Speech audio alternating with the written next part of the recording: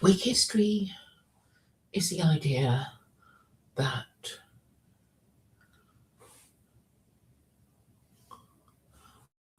Protestantism was the beginning of a move from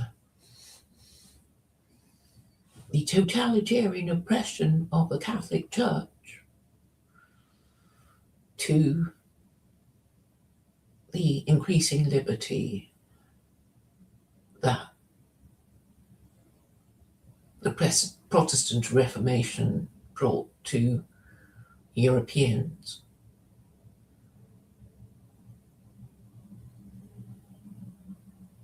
Therefore, Catholicism would be regarded as a time of oppression and darkness and backwardness, associated with the Inquisition. And Protestantism would be associated with the Enlightenment, America, the Protestant work ethic, and the fruits of liberalism. So it is a sacred narrative of liberals, even though liberalism is a secular political ideology that you would think holds nothing sacred. But the fact is, even atheists hold their own beliefs to be sacred. And that is why you now have the expression lived experience. And what it means is that you must never challenge anyone's lived experience, because it is rude to question somebody's lived experience. And this means, it just means their opinion, or what they thought they saw, which could well be mistaken. Their fond memories of childhood, their sacred memories of a time that they cannot confirm. So lived experience is a new way for individuals to assert their opinion over others, but all it means is that more and more people will come up against each other and fight each other over whose lived experience is more accurate, I suppose.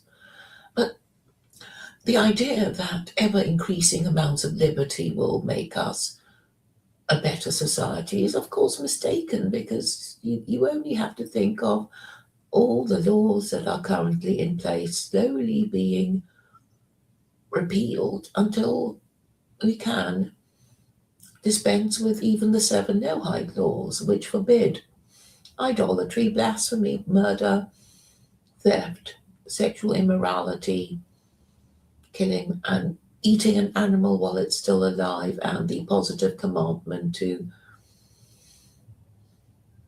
establish a court and legal system. Liberty is considered a good in itself. In a way that can be understood, we want to be free of responsibilities, free of our inhibitions, free from spending constraints, free from the disapproval of our parents, our society, our peers, our teachers, our employers, etc. But of course it's not practical, since we all have to participate in society to make it work. Because if nobody worked, then, well, nothing would get done. I see Yon God is in the chat. I don't know who Zardoz is. So with regard to the Orthodox Church, how do I relate it to Whig history? I discovered I had heard of Whig history, which is the idea that the Protestant Reformation brought ever greater amounts of enlightenment and liberty and progress to the to the British Empire, and and then I discovered, after talking to E. Michael Jones, that Catholics regarded the Protestant Reformation as, of course, a historical tragedy, and they have a markedly different view of Whig history. And then today, when I was in the kitchen, it occurred to me that the Orthodox Church might want to say something about Whig history. And then I thought, I bet it isn't even mentioned. But I imagine if Whig history does talk about the Orthodox Church, it would be, as an example of the failure of absolute monarchy, because, of course, the Orthodox Church has failed to defend the divine right of the Tsar to rule, or any Orthodox Christian monarch.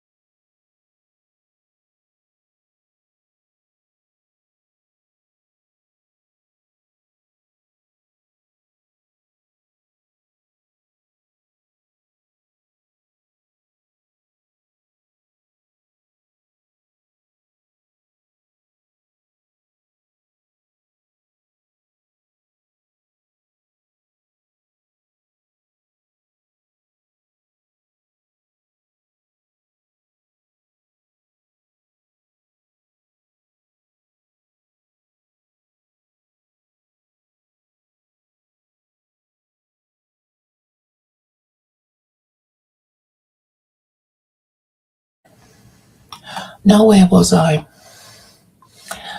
So, the point I wanted to make about the Orthodox Church with regard to Whig history is that Whig history is basically steamrolled over all absolute monarchies and all Christian denominations defending absolute monarchy.